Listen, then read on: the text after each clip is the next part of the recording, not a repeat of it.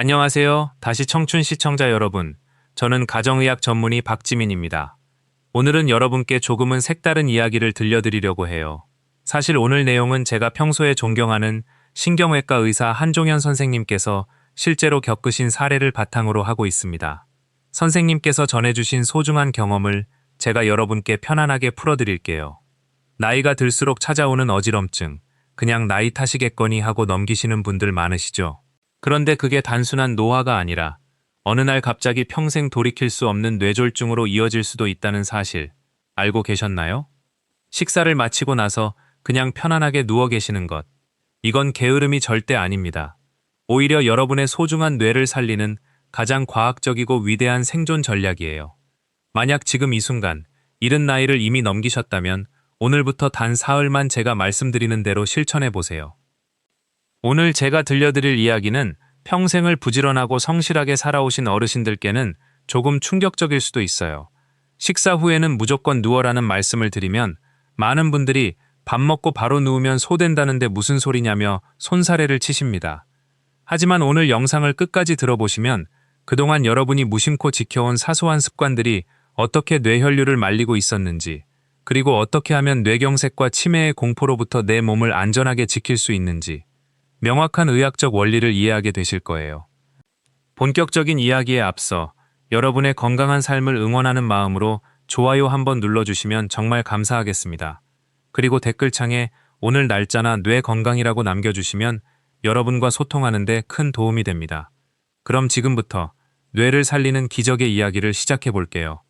한종현 선생님께서 신경외과 의사로서 평생을 일하며 수많은 환자들을 만나셨지만 그 중에서도 유독 기억에 남는 분이 한 분 계십니다. 당시 이른이 간 넘으셨던 전옥순 어르신인데요. 이분은 새벽 시장에서 평생 생선 장사를 하시면서 자식들을 모두 훌륭하게 키워내신 정말 억척스럽고 위대한 어머니셨어요. 잠시도 엉덩이를 붙일 새 없이 바쁘게 몸을 움직이는 게 아예 삶에 배어 있어서 주변 이웃들 사이에서는 부지런함의 표본이라고 칭찬이 자자하셨죠.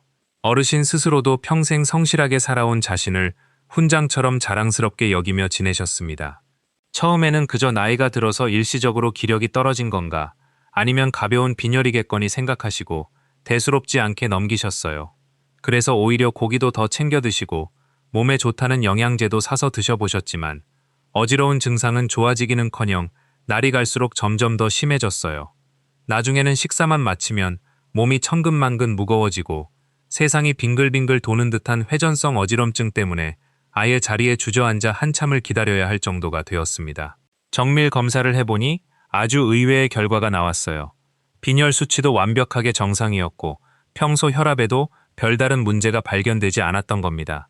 자, 도대체 무엇이 문제였을까요? 한 선생님께서 어르신의 생활 패턴과 증상을 가만히 들으시고 단번에 진단한 것은 바로 식후 저혈압에 의한 뇌혈류 부족이었습니다. 식사 후에 발생하는 극심한 현기증은 전옥순 어르신의 몸이 굶주린 뇌를 살려달라고 애타게 보내고 있던 마지막 구조 신호였던 겁니다. 하지만 놀랍게도 우리가 마시는 산소와 에너지가 되는 포도당의 무려 20%를 혼자서 독차지하는 엄청난 에너지를 쓰는 가장 중요한 핵심 장기입니다. 그렇기 때문에 뇌로 공급되는 혈액이 단 1분만 차단돼도 뇌세포는 순식간에 비명을 지르며 멈춰서기 시작해요. 그런데 우리가 매일 맛있게 식사를 하는 그 순간 우리 몸 내부에서는 혈액의 대이동이라는 아주 급격한 변화가 일어납니다. 입으로 들어온 음식물을 분해하고 영양소를 흡수하기 위해 소화기관으로 엄청난 양의 혈액이 한꺼번에 몰려가게 되는 거예요. 이것을 의학 용어로 내장 혈류 증가라고 부릅니다. 우리가 젊었을 때는 우리 몸의 자율신경계가 아주 민첩하고 똑똑하게 작동해요. 소화기관으로 피가 잔뜩 쏠리더라도 다른 부위의 혈관을 알아서 수축시키고 심장을 적절히 뛰게 만들어서 가장 중요한 뇌로 가는 혈류량을 언제나 일정하게 유지해줍니다.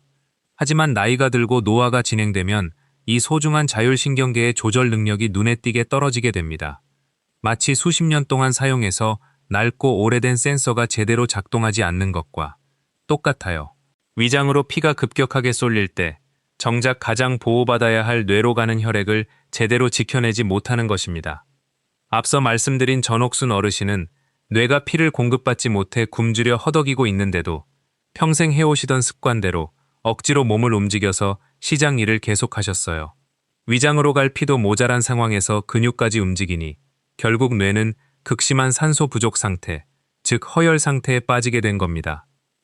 많은 어르신들이 식후에 찾아오는 나른함이나 가벼운 어지럼증을 그저 흔한 식곤증이겠거니 하고 대수롭지 않게 생각하십니다.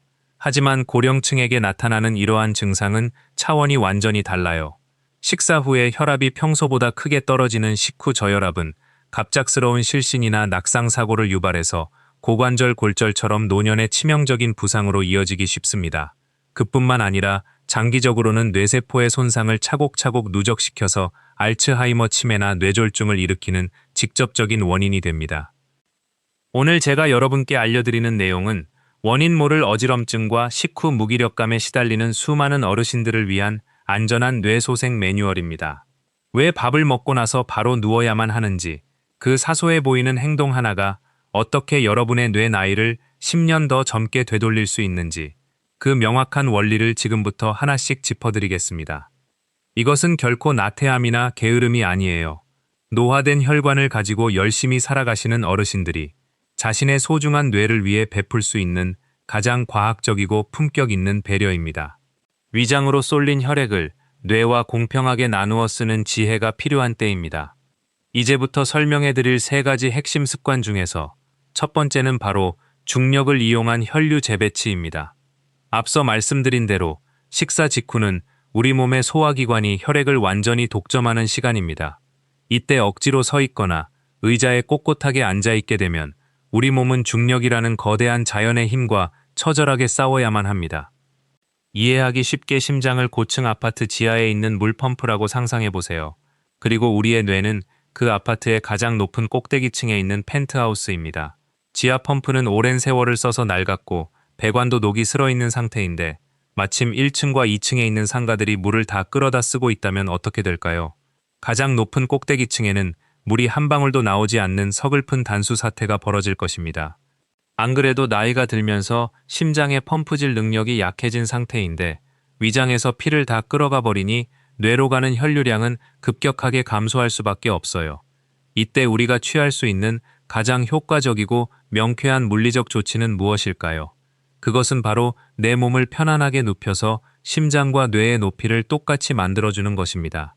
몸을 수평으로 바르게 누우면 지하 펌프가 높은 꼭대기층까지 물을 억지로 쏘아 올릴 필요가 완전히 없어집니다. 그저 옆으로 물을 부드럽게 흘려보내기만 하면 되기 때문입니다. 평소에 들여야 하는 힘의 10분의 1만 들여도 뇌혈관으로는 가뭄의 단비 같은 생명수가 콸콸 쏟아져 들어가게 됩니다. 피가 부족해서 굶주리고 허덕이던 뇌세포가 비로소 신선한 산소를 충분히 공급받으면서 다시 파릇파릇하게 활기를 찾게 되는 원리가 바로 여기에 있어요. 전옥순 어르신도 한 선생님의 처방을 처음 들으셨을 때는 반신반의하셨습니다. 하지만 그 부지런함이 오히려 소중한 뇌를 서서히 말려 죽이고 있었던 셈입니다. 어르신은 한 선생님의 의학적 조언을 믿고 식사 후에 딱 20분씩 편안하게 누워서 휴식을 취하기 시작하셨어요. 그러자 정말 신기하게도 그토록 자신을 괴롭히던 식후 어지럼증과 만성적인 두통이 씻은 듯이 사라졌습니다. 뇌로 가는 혈류량이 안정적으로 확보되었으니 의사로서 너무나 당연하고도 기쁜 임상 결과였죠. 나이가 들면 식도와 위장 사이를 꽉 조여주는 근육이 느슨해집니다. 이때 완전히 평평하게 일자로 누우면 위산이 식도를 타고 거꾸로 넘어와서 가슴 쓰림이나 기침을 유발할 수 있어요. 그래서 이런 분들을 위한 해결책은 바로 각도 조절에 있습니다. 포근한 쿠션이나 베개를 등 뒤에 넉넉하게 받쳐서 상체를 약 15도에서 20도 정도만 살짝 들어 올린 채로 누우십시오. 이 정도의 각도는 위산이 역류하는 것을 중력의 힘으로 막아주면서도 시청자 여러분 꼭 명심하세요. 식사 후 20분 동안 눕는 것은 게으름의 상징이 아니라 여러분의 소중한 뇌를 치매와 뇌졸중으로부터 지켜내는 가장 고귀한 의료 행위이자 최고의 처방전입니다. 첫 번째 비결로 말씀드린 식사 후 20분 눕기가 당장 뇌에 발생한 급한 불을 끄는 응급처치였다면 이제부터 말씀드릴 2가지는 어르신들의 망가진 체형 구조를 바로잡고 뇌로 가는 혈액 고속도로를 시원하게 뚫어주는 근본적인 치료법입니다. 이 방법은 오늘부터 여러분의 잠자리와 평소 앉아있는 습관을 완전히 바꾸어 놓을 거예요. 뇌를 살리는 두 번째 해결책은 바로 만세 수면법입니다.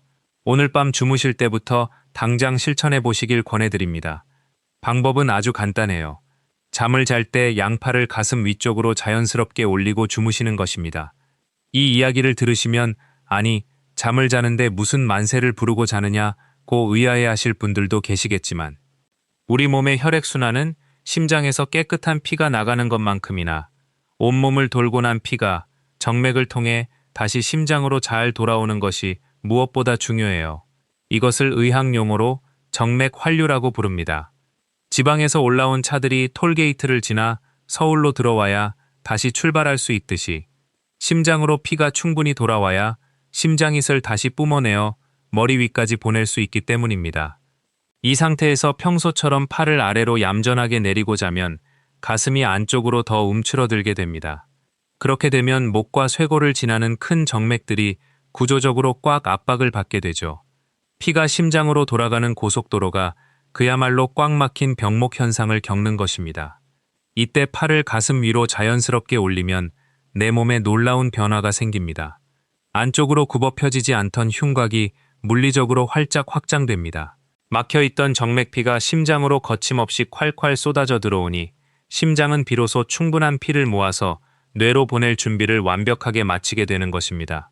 이것은 밤사이에 뇌의 노폐물을 청소해주는 뇌척수액의 흐름까지 아주 원활하게 만들어줍니다. 단, 여기서 신경외과 의사로서 한 선생님께서 꼭 당부하고 싶은 주의사항이 하나 있습니다. 잠을 잘 때 팔을 머리 위로 너무 높게 쭉 뻗어서 진짜 만세를 부르듯 자면 절대 안 됩니다. 올바른 만세 자세는 팔꿈치를 편안하게 구부려서 양손이 어깨나 가슴 주변에 살짝 얹어지는 알파벳 W 모양의 자세입니다. 전옥순 어르신도 처음에는 이 자세가 어색해서 자다 보면 자꾸 팔이 내려온다고 걱정하셨어요. 하지만 설명을 들으시고 침대에서 의식적으로 자세를 잡으신 지 딱 사흘째 되는 날 아침, 한 선생님께 전화를 걸어 아주 놀라운 말씀을 하셨습니다.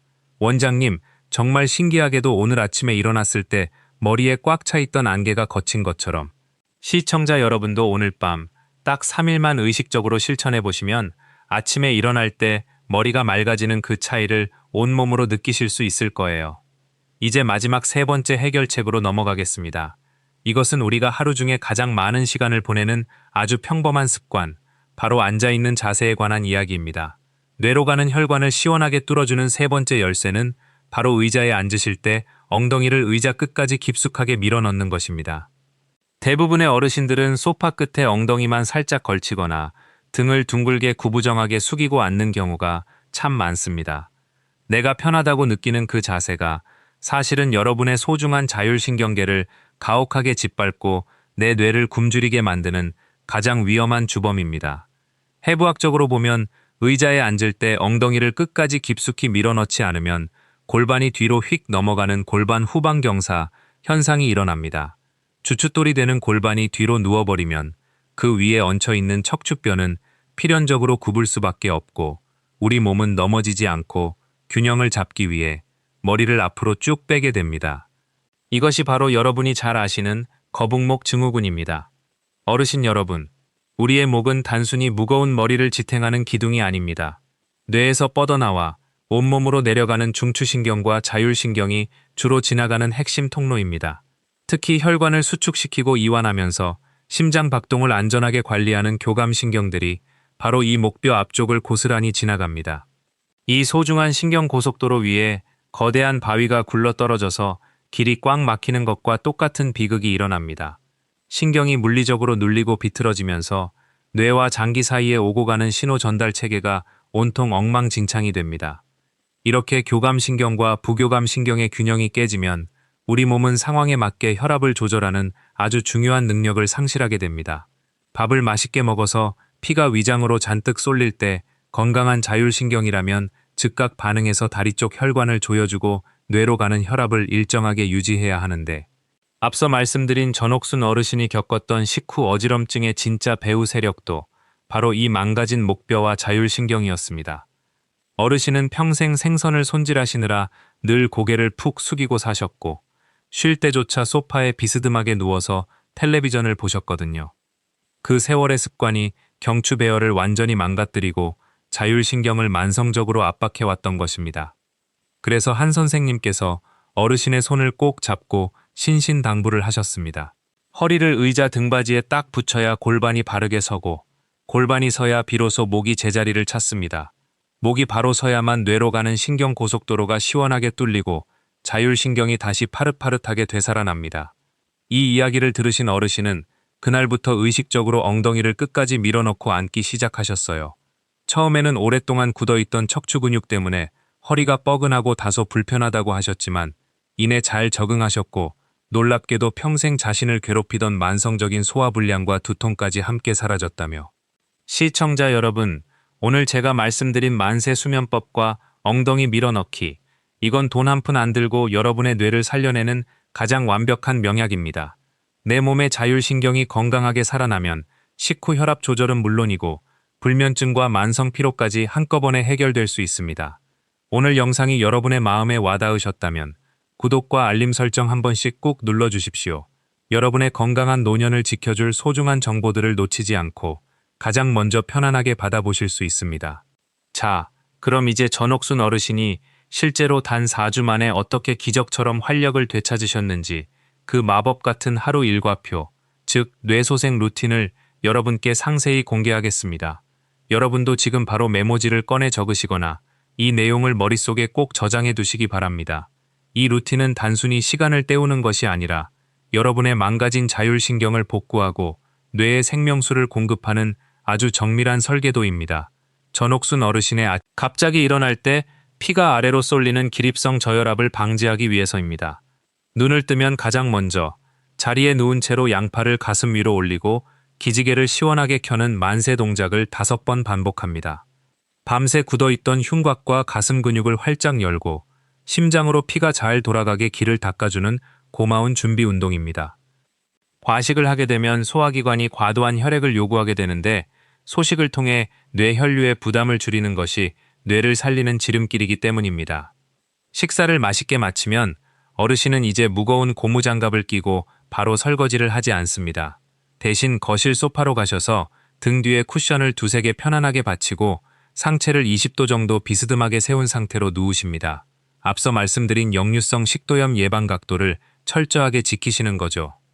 이 20분은 단순한 게으름이 아니라 부교감신경을 활성화하여 소화 흡수를 돕고 뇌세포를 충전하는 아주 소중한 의학적 치료 시간입니다.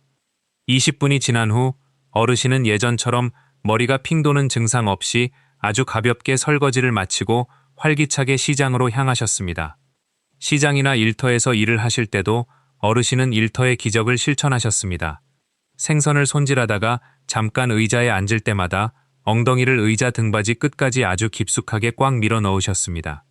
목뼈가 제자리를 찾으니 그동안 꽉 눌려있던 자율신경이 비로소 시원하게 숨을 쉬기 시작했고 오후만 되면 찾아오던 지독한 피로감이 눈에 띄게 줄어들었습니다. 이것은 자세 교정 하나가 가져온 신경계의 기적적인 회복입니다. 저녁 식사 후에도 마찬가지로 20분간 상체를 살짝 세운 수평뜨기 휴식을 하셨고 밤에 잠자리에 들 때는 스마트폰을 침실 밖으로 멀리 치우셨습니다. 고개를 푹 숙이고 스마트폰을 보는 1시간이 뇌로 가는 경동맥을 압박하여 뇌 혈류를 무려 3시간 동안이나 막는 것과 같다는 설명을 들으셨기 때문입니다. 대신 침대에서 만세 수면 자세로 양손을 가슴에 편안하게 얹고 깊고 포근한 잠에 드셨습니다. 이렇게 딱 사흘을 보내신 어르신은 의사가 다시 뵈었을 때 얼굴빛이 마치 젊은 시절처럼 혈색이 돌고 아주 맑아져 계셨습니다. 자, 그런데 시청자 여러분, 여기서 정말 중요한 포인트가 하나 더 있습니다. 제가 식후에 편안하게 쉬라고 말씀드린 건 하루 종일 송장처럼 누워만 계시라는 뜻이 절대 아닙니다. 이것은 마치 우리가 먼 길을 안전하게 가기 위해 자동차의 고급 휘발유를 가득 채우는 주유 과정과 20분 동안 뇌에 신선한 혈액과 산소를 가득 채웠다면 이제 그 건강한 에너지를 가지고 활기차게 밖으로 나가셔야 합니다. 뇌의 혈류가 회복되어 머리가 가장 맑아진 바로 그 시간이야말로 여러분의 뇌가 가장 똑똑하게 일할 수 있는 최고의 골든타임입니다.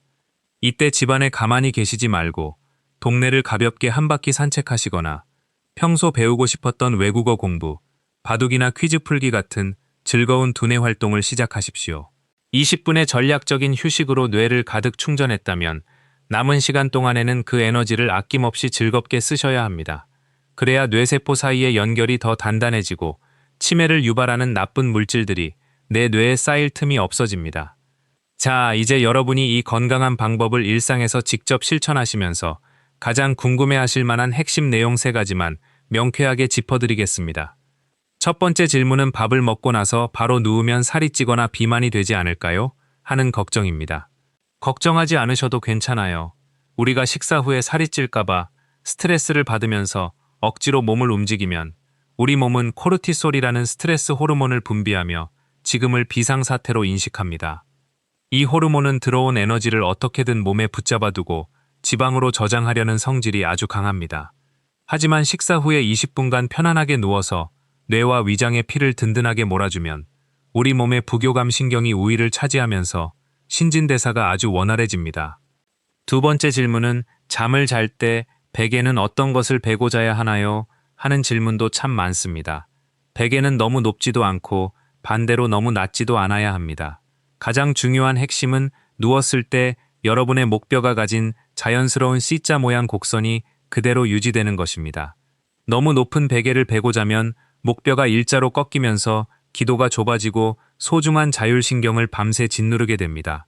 반대로 너무 낮은 베개는 눈의 압력과 뇌의 압력을 높여서 혈액순환을 방해해요. 누웠을 때 목덜미를 탄탄하고 폭신하게 받쳐주면서 머리 뒷부분은 살짝 안정적으로 들어가는 기능성 베개를 선택하시는 것이 가장 이상적입니다.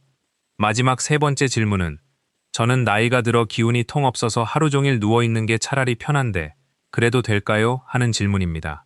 이에 대한 제 대답은 단호하게 절대 안 됩니다입니다. 우리의 몸과 근육, 그리고 소중한 뇌는 자꾸 쓰지 않으면 사용하지 않음으로 인해서 스스로 크기가 줄어들고 기능이 마비되는 폐용성 위축 현상이 일어납니다. 쓰지 않는 기계가 순식간에 녹슬어 삐걱거리는 것과 똑같은 이치입니다. 제가 오늘 강조해드린 식후 20분의 휴식은 오직 뇌로 가는 혈류를 안전하게 지켜내기 위한 전략적이고 과학적인 쉼표일 뿐입니다. 그 쉼표 뒤에는 반드시 건강하게 몸을 움직이는 활동이라는 문장이 이어져야만 합니다. 어르신 여러분, 오늘 제가 알려드린 이 루틴은 결코 거창하거나 따라하기 힘든 비법이 아닙니다.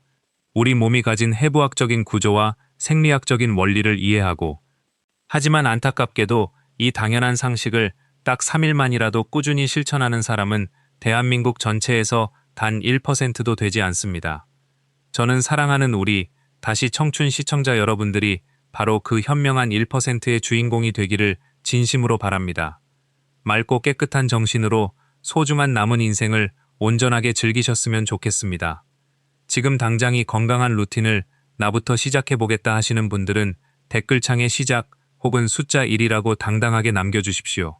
또한 댓글창에서 서로의 실천 후기를 다정하게 나누며 격려해 주십시오. 혼자 하면 작심삼일로 끝나기 쉽지만 함께 마음을 모으면 반드시 성공할 수 있습니다. 시청자 여러분, 이제 오늘 준비한 긴 이야기를 마무리할 시간입니다. 제가 오늘 여러분께 전해드린 이야기는 단순히 밥을 먹고 나서 게으르게 누워 좀 쉬자는 권유가 절대 아니었습니다. 이것은 평생을 오직 부지런함 하나만을 미덕으로 여기며 살아오신 우리 시대의 모든 전옥순 어르신들께 드리는 의사로서의 가장 절박한 호소이자 고백이었습니다.